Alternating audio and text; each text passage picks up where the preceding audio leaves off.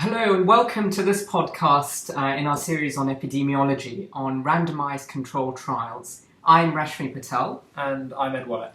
And in this podcast, we're going to go through some of the principles behind running and the process of developing a randomised controlled trial, and then also how to assess the quality and interpret the results of an RCT. And a few practical tips towards the end about analysing and assessing the quality of randomised controlled trials. So first of all, just to recap a bit about different types of studies which you can perform to generate evidence for evidence-based medicine. In another podcast, we discussed some of these studies, descriptive and analytical studies. First of all, descriptive studies can either be based on a population or the individual patient. And a population might look at a group of individuals, a population looking at particular risk factors for disease, and this might be an ecological study. Or it could be focused on the individual patient, either a single case report or a series of cases, consecutive or random, and this could be a case series of patients with a particular disease. Or a cross-sectional survey of a group of patients. The other type of study is the analytical study. And these can be broadly broken down into observational studies or interventional studies. Now, observational studies, in these studies, the person who runs the study does not have any control over what has actually happened to the group of individuals or patients being analysed. So in a sense, the intervention has either already happened or will happen, but the person running the study doesn't have any control over it, and that's why it's called an observational study. And these can be broken down into either cohort study, so you have groups of patients and you analyse them up over time or retrospectively, and you might, for example, compare a group of patients who are exposed to a particular risk factor and look at the outcome as a result of that risk factor. Or it might be a case control study where you have a group of patients with a disease and a group of individuals without the disease, so that's the cases and controls respectively, and you'd compare these two groups in order to see if there is any particular difference in, for example, exposure to risk factors. Now, the other type of study, which is what we're going to primarily be talking about in this podcast, are interventional studies, and in particular clinical trials. And in these type of studies, as the name suggests, interventional, the people running the study actually are in charge of determining the intervention given to a group of patients and a group of controls. So first of all, what is a randomised controlled trial, and what is the aim of running a randomised controlled trial? Well, the broad aim of doing an RCT is to compare the effectiveness of two or more treatments, or alternatively a treatment and no treatment. And as I alluded to earlier, this is an interventional type of study because you're actually intervening upon a group of patients or a control group. And this is the gold standard for measuring treatments and providing the best level of evidence for a particular healthcare intervention. Now, the underlying theme in a randomised controlled trial is to ensure, first of all, when you're comparing the two groups, that there is no systematic difference between the individuals within each group. And so there's two main ways of achieving this. First of all is randomisation. And what that means is that when individuals are recruited into the study, the person running the study does not determine whether they receive the intervention or not. That is assigned randomly. And by doing that, you can help to reduce bias, selection bias, which may otherwise give you an unusually favourable outcome for a particular intervention. The other fundamental feature of an RCT is that it should include a control, and that is to say that you are comparing the intervention with either the best current treatment or no treatment as a control. Okay, so let's talk a little bit more now about control itself as an issue and how we use controls. And so the point of having a control is to try and gain some sort of comparison between the treatment and actually no treatment. And it's this no treatment group that we call the control.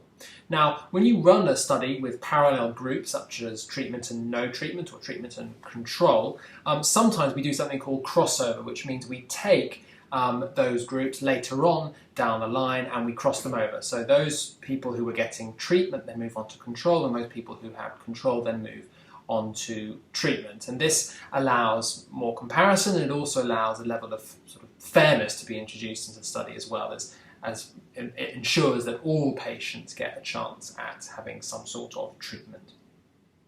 In terms of control, there's a number of key terms that you need to be aware of. First of these is population of interest. What actual population are we interested in? And this is very key to be aware of when you're designing the study in order to get an accurate control for your treatment and non-treatment groups. Other key issues that we're not going to talk a lot about here, but are of interest to epidemiologists and statisticians and indeed clinicians, is that of consent and also ethical concerns when designing your study, such as issues about autonomy and doing no harm. Okay, so now moving on to sample size. This is really, really important, and often in designing these studies, statisticians are involved at a very early phase in order to determine what sample size is needed. This is important because what one needs to calculate is the kind of difference that you're going to need to see between intervention and no intervention to get a statistically significant result, i.e. one that occurs by chance with a p-value less than 0.05. And I think Rashmi spoke about this quite a bit in the last podcast. Yes. And what you do for this is you do something called a power calculation, which basically gives you the likelihood of your study showing statistically significant results with the current numbers. And the focus here is really, really on the current numbers. What sort of sample size do you need for both your intervention and no intervention groups in order to show that the result or the hypothesis is statistically significant? Because at the end of the day, there's no point doing the study if you're not going to show any, well, there's no real point to doing the study if you're not going to show any statistically significant result. Okay, so the next issue is randomisation. What's the purpose of randomisation? Well, Rashmi spoke about that a little bit earlier, but essentially randomisation is there to ensure no systematic differences between groups. And one of the key things about this is something called allocation concealment. And I'm sure you've heard of terms such as single blind and double blind, but just to recap, single blind is where you have masking of the patient, so the patients aren't aware of what group they've been assigned to, so treatment or no treatment. And in double blind, we have the situation where there's both masking of the patient themselves and also of the investigator. The investigator is not even aware of which patients have been allocated to which groups. The other issue is allocation. How do you allocate patients? Well, there's lots of different types of random allocation. You've got simple, blocking, stratified, cluster types. All of this is actually beyond the scope of this podcast, but just to say one of the most commonly used types now is a random numbers table, which tends to be generated by computer, and there's very sophisticated algorithms that allow all of this stuff to happen very simply. Another very key aspect of randomized control trials is defining the endpoints. What is the outcome of interest that we are interested in for a specific intervention?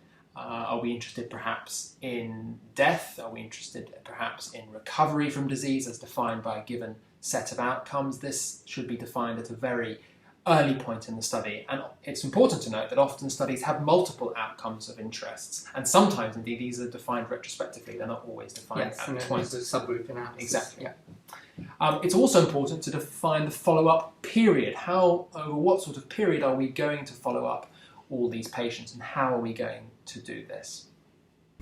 Also, there's this issue of some ethical concerns that sometimes come up. For example, studies sometimes have to be cut short before the period that was intended in the design for ethical concerns such as patients dying or there being such a great benefit that it would be unethical to consider not giving the treatment to the other group of patients. And in this case, it's possible to do something called an interim analysis, which allows one to take the results from the study. Okay, what about in terms of actually how do you design one of these studies? Now there's a very set group of recommendations that were made by CONSORT in 2001, and we'll talk a little bit more about this later in the podcast. But essentially, it divides up the design into four major parts. You've got enrollment, where you assess your patient groups, you assess your population for eligibility, and then you exclude patients based upon certain criteria, inclusion criteria, refusal criteria, etc. You've then got allocation, where you randomise your patients and then allocate them either to a treatment group or a non-treatment group. You've then got follow-up over a set period that you've already defined, and what you're doing there is looking for your defined outcomes. And then finally, you've got analysis, which is what occurs obviously after your outcomes have been determined and allows you to make conclusions and recommendations based upon your randomised control trial. Okay, now moving on to how you actually interpret the results of a randomised control trial. Well, first of all, I want to highlight a few key ideas in the interpretation of the results. So the first of these is this concept of intention to treat. And what we're really talking about here is the idea that all patients or individuals which are randomised to a particular group are analysed in the group in which they're originally assigned. Now, that sounds quite sort of broad, but maybe to give an example. Let's say, for example, you had a trial looking at a new tablet or inhaler, for example, to treat asthma, but it was designed, this particular treatment, that you would only take it when you actually had some kind of exacerbation. Well, you might see that possibly some patients may have more exacerbations than others, or some patients might not become symptomatic at all in both the treatment group and the control group. So the exposure to the treatment or control may vary. And I'm not going to go into ways in which you would actually deal with this, but you would want to analyse the data in a certain way in order to ensure that you analyse them in the group in which they originally intended to have either been in the treatment group or the control group. So the second concept is that of statistical significance. And that is to say, are the results generated from this trial significant to the point where you would be able to say that the treatment has been better than the control or placebo? And to do this, you look at the p-value. And by convention, we usually look at the p-value being less than 0.05 as being statistically significant. Finally, I think probably the most useful concept in actually understanding the results of randomized control trials is the NNT, or number needed to treat. So the NNT is calculated by taking the inverse of the absolute risk reduction. And it tells you how many patients, hypothetically, you would need to treat with the intervention in order to get one patient having the preferred outcome, whatever it is you're looking at, whatever outcome you're looking at. So let's say, for example, in the big trial on statins, the 4S study, that generated a lot of interesting results. And one of the results was that if you were to treat someone with a statin over a period of 6 years, if you were to treat 100 patients over 6 years, you would be able to avoid 4 deaths from ischemic heart disease and would be able to avoid 7 non-fatal myocardial infarctions. I think this is a particularly useful way of actually getting to grips with the data because it gives you something tangible, and I also think it's useful when you're discussing even with patients what it actually means, the outcome of the trial. I think it's quite an easy concept to say. So obviously this means that the smaller the number needed to treat, the more effective the treatment. Okay, so we're now going to move on to talk about how does one assess the quality of a randomised controlled trial, and also how are these randomised controlled trials presented. Now, in passing earlier, I mentioned the CONSORT statement. CONSORT stands for Consolidated Standards of Reports Trials, and basically this was first published in 1996, then revised in 2001, and it was a paper that included a concerted attempt to improve the quality of the conduct and reporting of all randomised controlled trials. But it's also incredibly useful to use as a framework for your own assessment of the quality of randomised controlled trials that you will be reading. And it includes both a flow diagram, which we saw earlier, and also a group of checklists that one can use in order to assess randomised controlled trials. Now, the Centre of Evidence-Based Medicine in Oxford have produced a very helpful summary of some of these checklists, which is available on their website. And you can also find direct information about the CONSORT statement on the CONSORT statement website, which is shown on the slide here as well.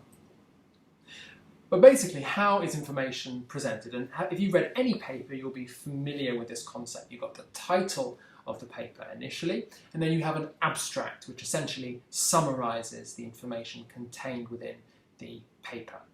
You then begin with an introduction, which is the scientific background and explanation of rationale for performing the randomised controlled trial. You then have a detailed declaration of the methods used within the study, including an explanation of participants and interventions, explanation of sample size, explanation of the method used for randomisation, and declaration of the type of blinding that's used. You then have presentation of the results, both the baseline data and the flow of participants through the study, and you have a declaration of the outcomes, including any adverse events that were found during the trial. And then lastly, you have the discussion, which is essentially the interpretation of those results that were gained in the trial in the context of known current clinical evidence. And also you then have a conclusion that's often drawn, which is basically saying, what have we learned from this study and how can we best apply this to our current clinical practice? Yeah. And also sometimes a statement on how to take the research further. Exactly. What to do next. Okay. So practically, what can you do in order to take this forward, to take this information forward and apply it? Well, first of all, you just start reading papers. As with so many things in medicine, as you gain more experience of reading these papers, you'll get better comparison between them and you'll get more insight into what actually are the important points to look for. Be systematic about analysing your papers, so use some of those guidelines that have been provided both by CONSORT and also by the Centre of Clinical Evidence to analyse the papers. And as you're going through all your papers, think critically about many different aspects. Think critically about the design of the paper, the conduct of the trial, the way that it was analysed, and some of the conclusions. And the more you think critically about these things, the better you'll get at breaking them down and analysing them. So that concludes our podcast on randomised controlled trials. We've been through a bit on the principles of randomisation and control involved in these interventional trials, a bit about the design, interpreting the results, and how to actually read and understand the results. And in our next podcast, we're going to look a little more clinical epidemiology, in particular, assessing the quality of diagnostic testing in clinical medicine. So thank you very much for listening, and See you again soon. See you again soon. Bye-bye.